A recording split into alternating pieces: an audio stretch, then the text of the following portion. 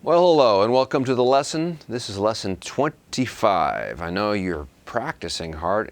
If you've got to lesson 25, you've been listening to all these things and you're really getting somewhere. We had a little fun with rock guitar or Guitar Hero a couple lessons ago. That was really cool. I'm going to have to get one of those for myself. Anyway, let's do a little recap here before we get into the lesson. Warm up a little bit on some of the things that we've covered and make sure that you're keeping up with everything. So I'm going to review the diatonic arp sequence. You might have remembered downloading this a few lessons ago, but I want to go over this again right now. Okay? Let's just warm up on this and make sure that you get this down.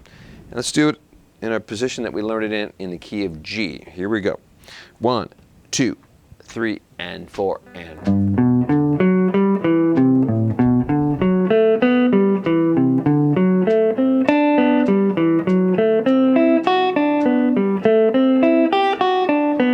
Backwards and down.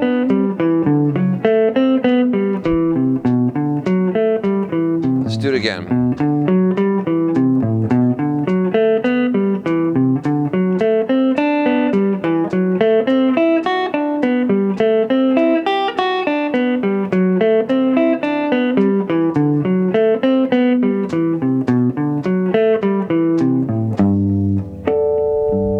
So there's a warm-up that we did a few lessons ago. I want you to keep practicing that and see if you can get it a little bit faster, and eventually you want to learn it in a different position. Okay? So that's a good thing to be able to do. Okay, let's go over an arpeggio sequence that we did a while ago, and that was the arpeggio sequence that had a group of 4 playing from the shape right here. So we're going to do a G7 arpeggio sequence. Remember this form right here? Okay, what we're going to do here is review that and do that as a group of 4. So we learned at that lesson, I believe, it was like lesson 23, I believe, where we did this one. Remember this? And then we came back down.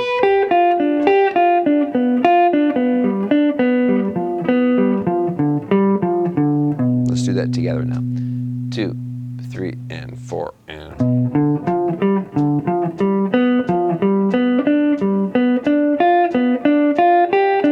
Back down.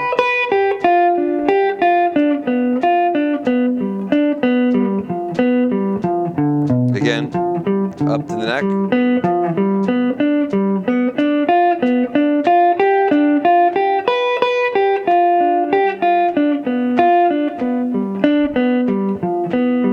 Time.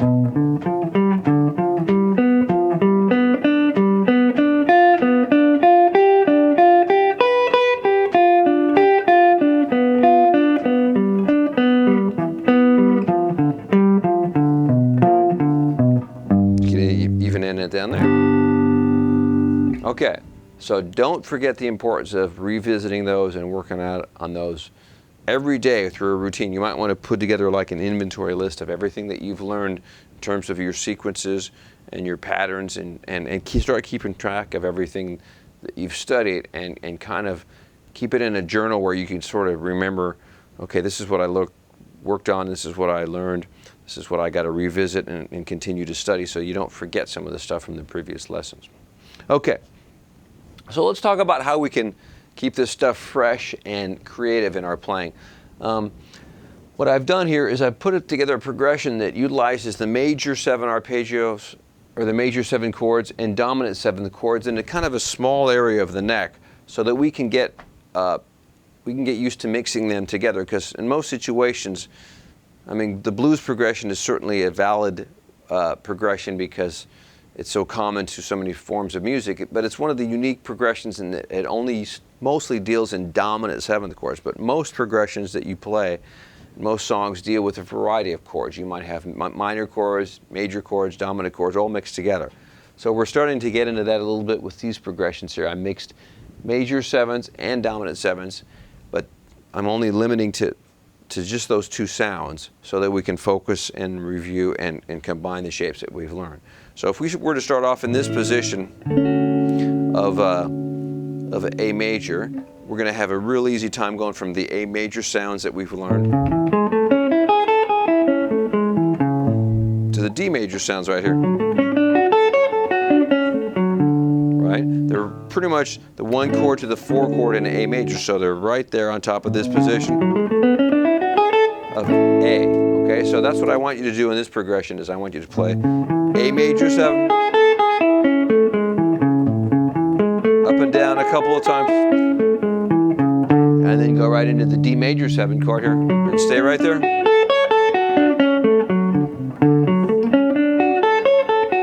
And then we're going to go to back to A, do it again, right? And we're going to come down because there's a repeat right here to the D. And then what I do is I want you to go to a dominant sound, okay? But in this case, I want you to use a different pattern than just playing A7 here. So I decided to go to F. And that would make you have to play the C form of a dominant chord. So that would be like this.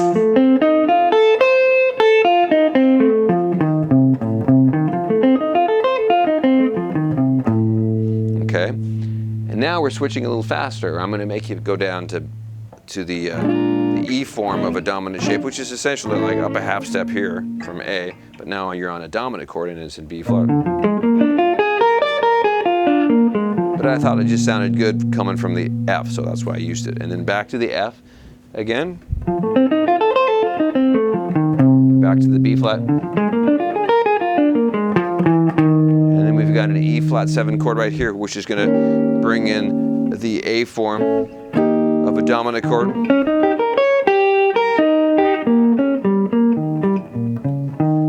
And then we're going to go back and forth between E flat and E. Now, here's an interesting choice. You can just go like this and go up a half step. But what I'd like you to try is to try to switch to a different pattern. I'd like you to go this shape here for the E flat, but when you go to E, use this form right here. So you're gonna actually work a little harder because you're gonna play 2 different patterns there. Okay, I know you can just go up a half step and play the same pattern, but I want you to use a different pattern. So go to this form from this form. Okay, there's a challenge to that, and I think that's what you should be trying to do is challenge yourself. So let's see how it sounds together. Here, let's go through the chords. Here we go. 1, 2, 3, 4. Do it again. D.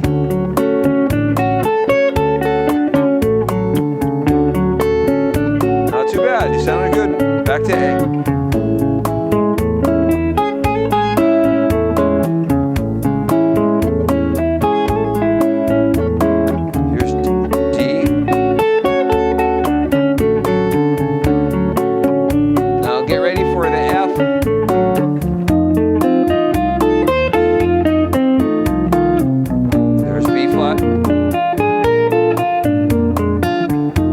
F7 again,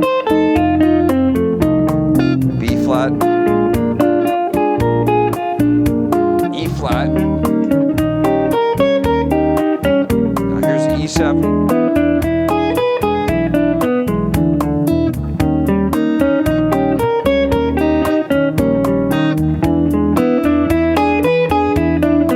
back to the top. Okay.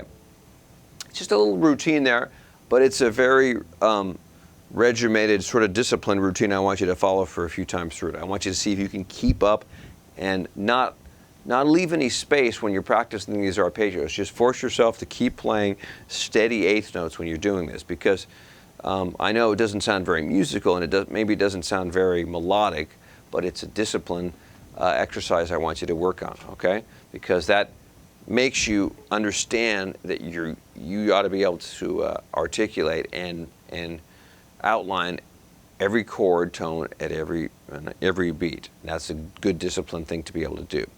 Now it's going to also allow you to, when you want to make more melody and more music and be more creative, to be more expressive, because you know the arpeggio so well that you can kind of mix it up any way you want. So if I were going to do that now and use the arpeggios, I'm going to use rhythms now to make them interesting, and I'm going to try to find ways to make it interesting just by the way that I'm phrasing the arpeggios, okay? So this is how you could lead to something. So here we go from the top, listening to me improvise with the arpeggios. 2, 3, 4, 1, 2, 3, 4.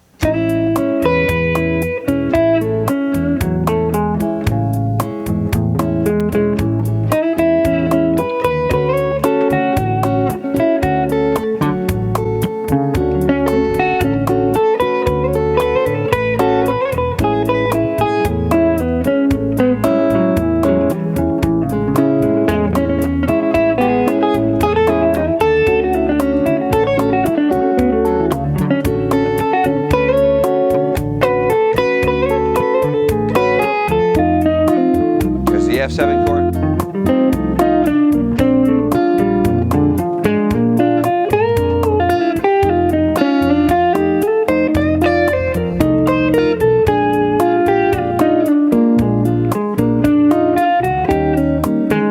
See how I'm kind of walking into the chord?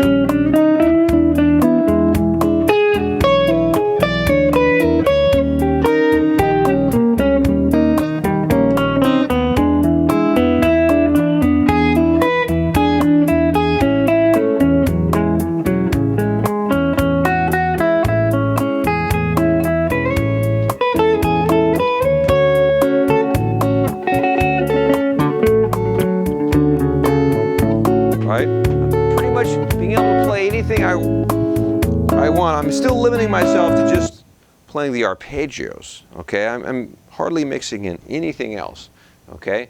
But that doesn't mean that I can't make it musical. I just have to use rhythms with a little bit more creative sort of ideas, okay?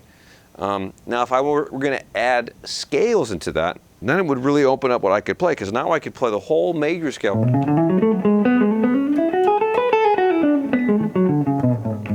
Right? And then I can also use arpeggios in addition to that, so I could play maybe on the dominant chords, or I might be able to play some bluesy stuff and the arpeggios, okay? So that really allows me to be a lot more expressive, okay? So let's listen to how that would sound. I'm going to use A major over A and D chord, and then on the F7 to the B flat, I'm going to use the arpeggios mixed in with some B flat blues sounds and F blues sounds. So I'm going to use everything that I've basically been working on you with on our videos, okay? So here we go. So here we go, scales and arpeggios mixed together. Let's try to have fun and make it musical. 3, 4.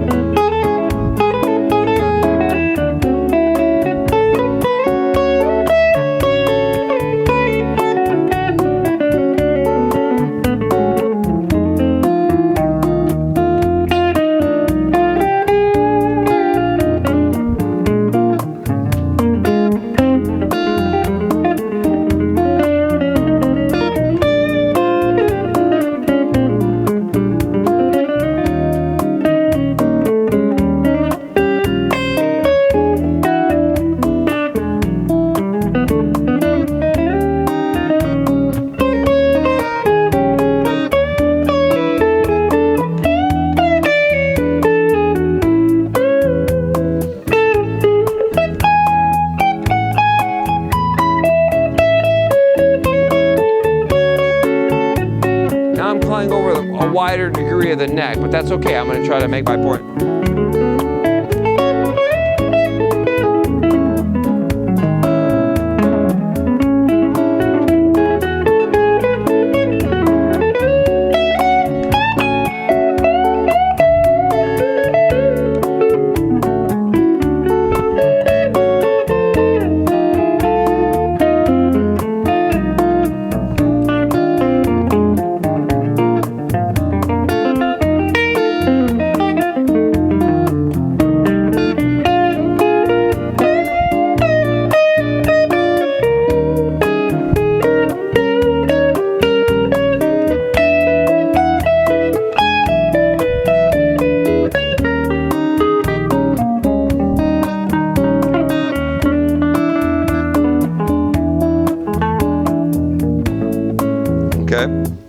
So, you know, with the added availability of playing scales now in 5 positions and mixing in a wider range of the neck by jumping to different positions in different places in the arpeggios and using rhythms with creative ideas, it's really not, this progression doesn't have to be boring. It can be as creative as your ears and your hands can make it, okay?